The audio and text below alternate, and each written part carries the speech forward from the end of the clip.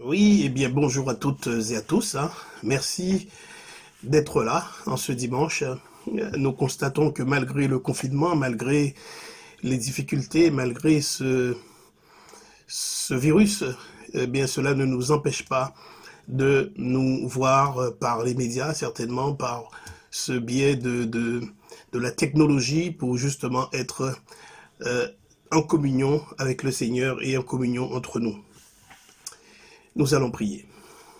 Notre Dieu, notre Père, nous voulons te remercier pour ce temps.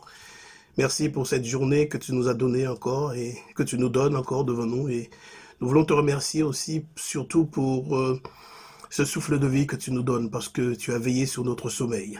En cet instant même, il y a des gens qui meurent et tu nous as gardés. Et nous voulons être reconnaissants pour cela. Nous voulons que tu sois avec nous ce matin, que tu puisses nous diriger dans toutes choses, Seigneur, dans la louange, afin que nos prières, nos louanges puissent monter vers toi comme un parfum de bonne odeur et que ta parole soit annoncée en toute sécurité. Au nom de Jésus. Amen. Eh bien, bientôt 3 semaines que nous sommes renfermés, nous sommes confinés dans nos maisons. Les chiffres montent en flèche, la pandémie fait rage, le coronavirus ou Covid-19 pour certains voyage à la vitesse grand V, à la vitesse de l'éclair à travers le monde. Nos frères et nos sœurs qui sont en première ligne, qui travaillent dans le milieu médical, sont touchés de plein fouet. Mais vous savez, il existe encore un autre fléau qui va encore plus vite que le Covid-19. Il a infecté davantage de personnes que celle du coronavirus. Aussi grave que soit le Covid-19, et il est grave, un autre virus plus mortel existe depuis le début du confinement. Oui, parce qu'en apprenant que même les médecins qui sont censés de nous soigner meurent. Et oui, je veux parler de cette peur qui a envahi le monde. Oui, la peur, l'anxiété et l'inquiétude ont un impact sur notre système immunitaire. Et ces émotions, justement, étouffent notre joie et nous volent notre espérance. Comment éviter d'être rongé par l'inquiétude et l'anxiété? Qu'est-ce qui peut nous aider à ne pas nous laisser envahir par une peur paralysante? Peut-être serait-il plus judicieux pour moi de dire qui peut nous délivrer de nos peurs paralysantes? Jésus parle de notre époque en Luc chapitre 21, lorsqu'il prédit que les hommes rendront l'âme de terreur dans l'attente de ce qui surviendra pour la terre. Et le passage suivant d'ajouter, alors on verra le Fils de l'homme venant sur une nuée avec puissance et une grande gloire. Quand ces choses commenceront à arriver, redressez-vous et levez vos têtes, dit-il, parce que votre délivrance approche. Frères et sœurs, que nous soyons consumés par la peur ou remplis d'espoir dépend de ce sur quoi nous allons fixer nos regards. Si nous regardons aux catastrophes naturelles, si nous sommes consumés par les mauvaises nouvelles, si les tempêtes, les circonstances et les maladies occupent nos pensées et que nous nous concentrons dessus, alors notre cœur sera rempli de peur. Jésus nous dit, levons nos têtes, levons nos yeux. Pourquoi? Eh bien, parce qu'en fixant nos yeux, en fixant nos regards sur le sanctuaire céleste, nous contemplerons Jésus et découvrirons la puissance de ses promesses. En Christ, nous trouvons la confiance. En Christ, nous trouvons l'espérance. En Christ, nous faisons aussi l'expérience de l'assurance. En Christ, nous sommes élevés au-dessus des incertitudes et des préoccupations de la vie. Et nos cœurs se remplissent de sécurité en celui qui nous aime, d'un amour éternel, d'un amour impérissable, d'un amour insondable, d'un amour inépuisable et sans fin. Oui, en Christ, nous sommes délivrés de nos peurs paralysantes. C'est vrai qu'il pourrait nous arriver de ressentir l'émotion de la peur, mais elle ne nous paralysera pas parce que notre confiance en Dieu triomphe de la peur. Toujours En Luc chapitre 21, il est dit que les hommes rendront l'âme de terreur dans l'attente de ce que surviendra pour la terre. C'est vrai, mais nous qui croyons en Dieu, nous qui croyons en Christ, nous entendrons sa voix nous dire au milieu de la tempête, au milieu de la détresse, au milieu du confinement, c'est moi, n'ayez pas peur. Il est vrai aussi que nous serons confrontés à des difficultés devant lesquelles nous ne saurons que faire. Mais n'oublions jamais que les trois grandes puissances du ciel, le Père, le Fils et le Saint-Esprit sont en action. D'une main divine tient le volant et le Seigneur fera en sorte que ses desseins se réalisent. Frères et sœurs, à plusieurs reprises, la Bible répète « ne craignez pas » ou « ne crains pas ». Personnellement, je n'ai pas compté le nombre de fois que la Bible utilise cette expression. Mais au dire d'un auteur qui l'aurait fait, l'expression « ne craignez pas » serait utilisée 365 fois dans toute la Bible. C'est-à-dire une fois pour chaque jour de l'année. Dieu, frères et sœurs, a couvert toute l'année civile. Il nous invite à nous reposer dans son amour, à avoir confiance en sa grâce et à nous réjouir de sa parole et de sa puissance. Dans l'une des promesses les plus rassurantes de la Bible, faisant écho aux paroles de notre Seigneur, Ésaïe nous encourage. Il nous dit « Ne crains pas, car je suis avec toi ». Pourquoi n'avons-nous pas peur ? Eh bien, tout simplement parce que Jésus est avec nous.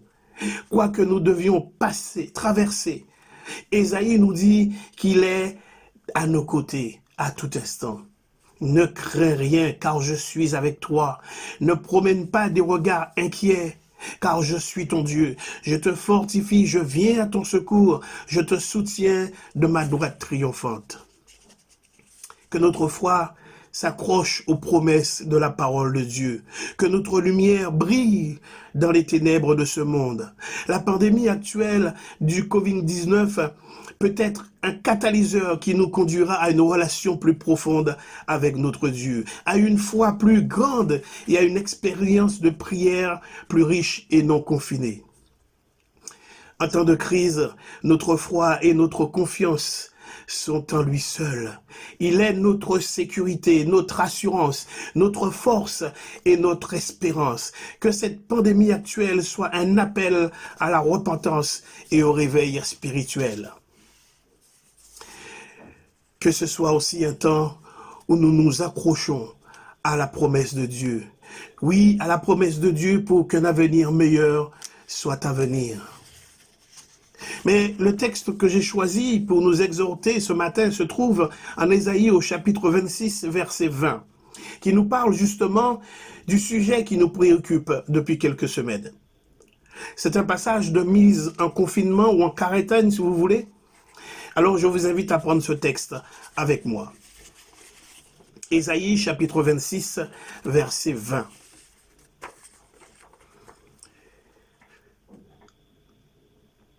Il nous dit, va, c'est Dieu qui parle à son peuple Israël.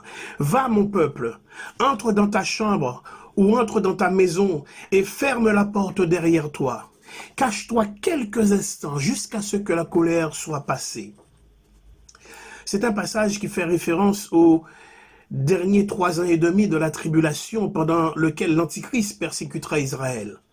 Et Dieu, ici, leur dit de se cacher un peu de temps, quelques instants, car tout est sous son contrôle, comme nous le rappelle Amos au chapitre 3, verset 6. Et oui, comme pour nous dire aussi à nous aujourd'hui, la même chose en ce temps d'épreuve, ce temps de confinement. Restons dans nos maisons jusqu'à ce que l'épidémie du Covid-19 passe. Oui, il nous dit aussi de ne pas ou de ne plus nous inquiéter de rien, car il est au contrôle de tout et que cela ne va pas durer. Cela va durer qu'un peu de temps, quelques instants, dit-il. Alors pourquoi donc Jésus nous dit si souvent ne craignez pas? Et par les temps qui courent, les soignants, les médecins ont peur de la population. Tout le monde se demande comment traverser l'épreuve de ce confinement, mais surtout combien de temps cela va durer. Et tout cela vous le comprenez bien, provoque des peurs. En réalité, la peur est notre compagnon dans bien de situations. Et si l'encouragement de Dieu ne craint pas, est fréquent, c'est que la peur l'est aussi. Elle peut être un moteur puissant pour certains stress, car certains stress nous poussent en avant, tandis que d'autres nous détruisent et augmentent nos difficultés. Nous sommes dans un monde qui marche sur la tête. On a peur de tout. Et certains d'entre nous parlent de l'importance de leur confiance en Dieu. Et souvent, dès que survient un problème dans nos vies, la peur envahit nos pensées. Frères et sœurs, c'est le message que nous connaissons, c'est le message de paix, le message d'amour, le message de la communion que nous avons et que nous vivons avec le Seigneur. Ne transformons pas cette attitude de peur en paix, alors il y a matière à réflexion. Vous savez, la peur, c'est le résultat d'une rupture. Et la Bible, en Genèse chapitre 3, versets 9 à 10, nous donne le départ de ce dérèglement. Rappelez-vous, il nous a dit que l'Éternel, Dieu appela l'homme et lui dit, « Où es-tu » Il répondit, « J'ai entendu ta voix dans le jardin et j'ai eu peur, parce que je suis nu et je me suis caché. » Et l'Éternel lui dit, « Qui t'a appris que tu es nu ? Est-ce que tu as mangé de l'arbre dont je t'avais défendu de manger ?» Alors nous pouvons constater qu'à partir de là, que la peur découle d'une insoumission à Dieu. Alors quelques exemples pour nous. Nous avons les frères de Joseph qui, à cause de la famine, contraints d'aller en Égypte chercher du blé. Et là, Joseph, le frère qu'ils avaient vendu auparavant, devenu ministre du Pharaon, les reconnaît et les accuse d'être des espions. Quelle a été leur réaction? En Genèse chapitre 42, verset 21, il est dit, maintenant, c'est eux qui parlent. Ils disent, maintenant nous connaissons l'angoisse à cause de notre frère que nous avons vendu comme esclave. Vous voyez, c'est la culpabilité qui, de l'aveu même de ces hommes, est la cause de leur peur. Nous avons le prophète Élie en 1 Roi chapitre 19 qui fuit par peur des menaces la reine Jézabel. Et Dieu vient le rencontrer dans son désert, dans sa peur. Il l'assure de sa présence et de sa tendresse. Nous aussi, le Seigneur est capable de venir à notre rencontre dans notre désert, dans notre confinement, dans nos peurs. Pourquoi? Pour nous assurer de sa présence et de sa tendresse. Il y a aussi Pierre, le disciple de Jésus, qui est saisi d'épouvante en Luc chapitre 5, verset 9. Quelle en est la cause? Jésus vient d'accomplir un miracle avec une pêche extraordinaire et miraculeuse même. Et cette réussite fait ressortir l'échec de Pierre, qui lui avait jeté les filets toute la nuit sans rien prendre. Et cela lui fait prendre conscience de ce qu'il est et ce qu'il dit. Il dit, Seigneur, retire-toi de moi parce que je suis un homme pécheur. Mais voyez-vous, Jésus, au lieu d'augmenter ce sentiment de peur suite à l'échec de Pierre, veut le guérir et apporter la solution à ce problème en fuite au fond de lui. Il lui dit, ne crains pas, ne demeure pas dans cette peur à cause de ta culpabilité. Frères et sœurs, c'est la rencontre même avec le Seigneur qui nous révélera notre état profond et nous apportera le remède. Et il rajoute plus loin, Jésus rajoute plus loin à Pierre, désormais tu seras pêcheur d'hommes. C'est-à-dire, je te donne une vie nouvelle, une nouvelle orientation. Je vais transformer ta vie en lui donnant son vrai sens, son plein épanouissement. Comment? Eh bien, en se tournant vers les autres. Et nous aussi, cette période de confinement, cette pause que le Seigneur nous permet de faire, est peut-être aussi l'occasion qui nous est donnée pour aller vers les autres, pour prendre des nouvelles des autres. Et puis nous avons aussi l'apôtre Paul, en Actes chapitre 18, verset 6, découragé à Corinthe. Certains s'opposaient à lui et l'injuriaient. Et là, il connaît une situation de tension qui l'amène à avoir peur. Et au milieu de sa peur, le Seigneur lui dit au verset 9, « Ne crains pas, car je suis avec toi. » Alors, frères et sœurs, est-il normal d'avoir peur face à l'opposition, à la souffrance, face à l'épreuve? En tout cas, Dieu ne fait pas de reproche à Paul d'avoir peur.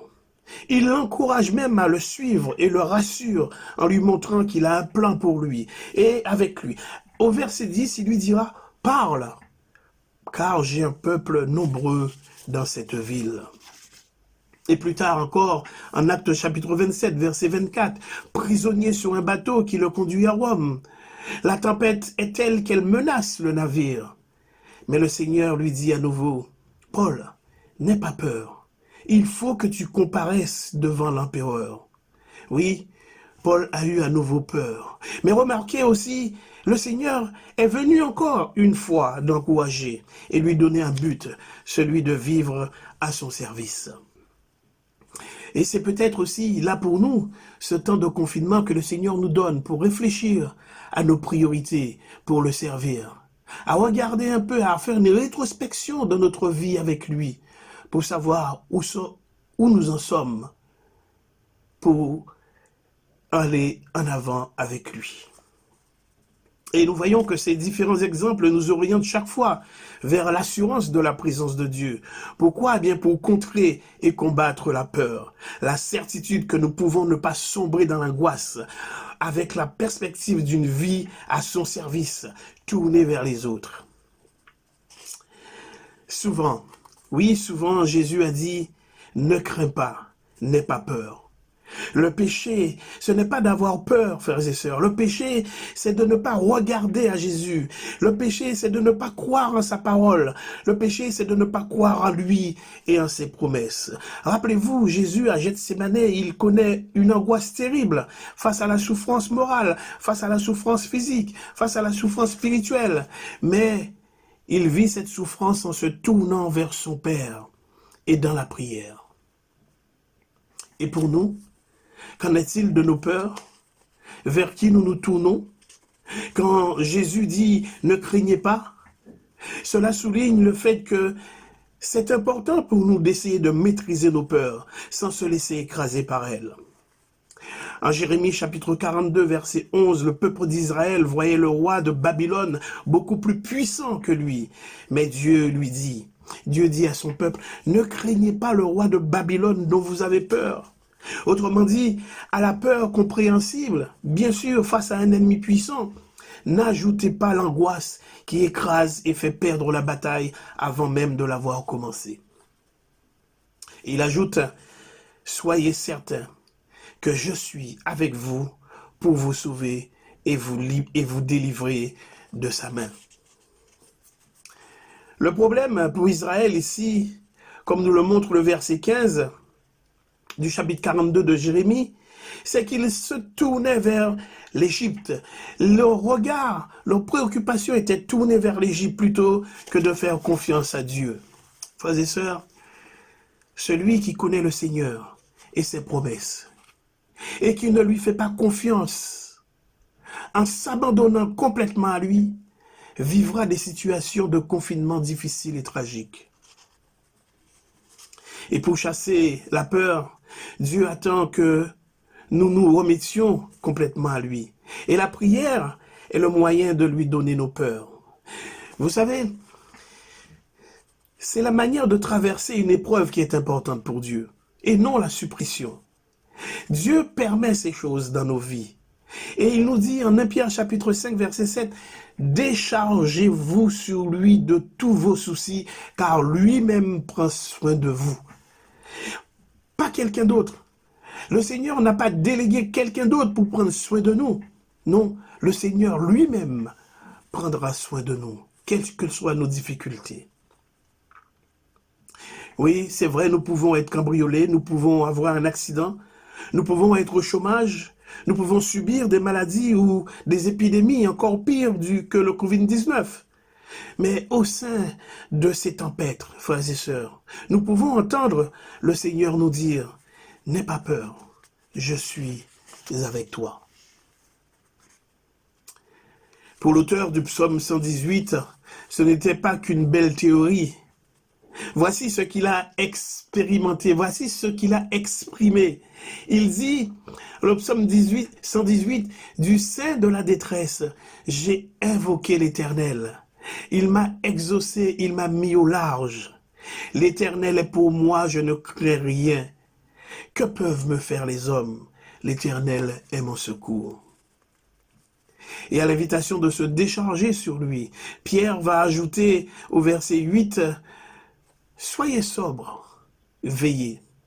En fait, nous sommes appelés à être responsables et Dieu s'engage à nous donner sa paix dans un accompagnement efficace pendant ce confinement.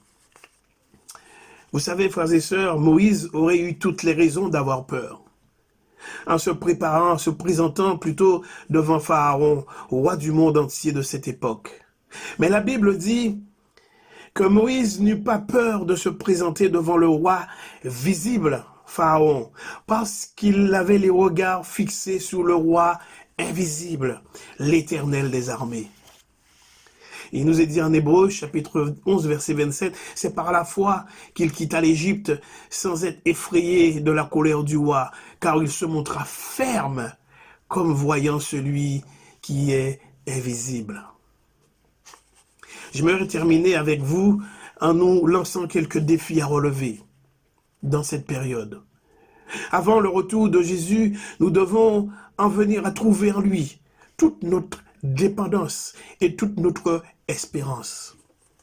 Aujourd'hui, frères et sœurs, commençons à prier pour qu'il nous donne sa paix. Renforce notre foi en sa parole et nous remplisse du Saint-Esprit afin que nous puissions travailler efficacement pour lui, même au milieu de cette crise sanitaire. Commençons aussi à revendiquer les promesses de 2 Chroniques, chapitre 7, verset 14, de Luc, chapitre 11, verset 13, et de Zacharie, chapitre 10, verset 1er. Alors que chaque jour, nous prions pour être profondément remplis du Saint-Esprit. Frères et sœurs, le temps de détresse et d'angoisse qui est devant nous exige une foi capable de supporter la fatigue, supporter les délais et supporter aussi la faim. Une foi qui ne faiblira pas sous l'épreuve. Pourquoi? Bien parce que Dieu est avec nous dans l'épreuve. Une période de grâce nous est accordée pour nous y préparer. Jacob l'emporta parce qu'il fut déterminé et persévérant.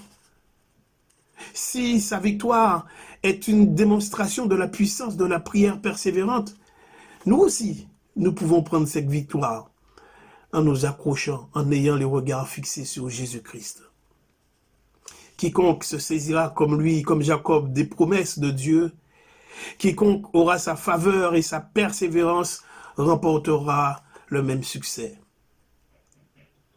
En Jean chapitre 14, et je termine, Jean chapitre 14, verset 27, il nous est dit, Jésus nous dit, je vous laisse la paix, je vous donne ma paix. Je ne vous donne pas comme le monde donne. Que votre cœur ne se trouble point et ne s'alarme point. Que la paix de Dieu soit avec vous tous. Amen. Inclinons-nous dans la prière. Ô Dieu, Père de notre Seigneur Jésus-Christ, notre Père, nous te rendons grâce pour ce privilège que tu nous as accordé de recevoir ta parole. Permets que nous sachions recevoir ta parole, non seulement l'entendre, mais aussi la recevoir, non seulement la connaître, mais aussi l'aimer, non seulement l'apprécier, mais la mettre en pratique. Ouvre par ton esprit nos esprits et nos cœurs à ta fidélité. En ces temps difficiles dans lesquels nous sommes, nous plaçons toute notre confiance en toi, car nous savons que tu es notre Père et que tu n'abandonnes pas tes enfants. Voilà pourquoi, Seigneur, nous te prions pour tous nos frères et sœurs qui sont dans les besoins matériels, physiques et spirituels, pour notre pays, la France, et pour tous les autres pays, afin qu'ils s'humilient et ils trouvent ainsi ta grâce et ta guérison, et utilise chacun de nous, afin que nous soyons des témoins fidèles, pour que les gens puissent trouver en toi, par Jésus-Christ, la paix du cœur et de l'âme, et être ainsi consolés comme nous le sommes, malgré ces difficultés. Nous t'implorons de répandre sur chacun de tes enfants tes bénédictions pour que nous puissions te glorifier en retour. Que ta paix, ta grâce et ton amour puissent nous garder et nous diriger par ton Saint-Esprit. Nous t'avons prié et nous te remercions d'avance dans le nom puissant de Jésus-Christ, notre Seigneur, pour ta seule et unique gloire. Amen.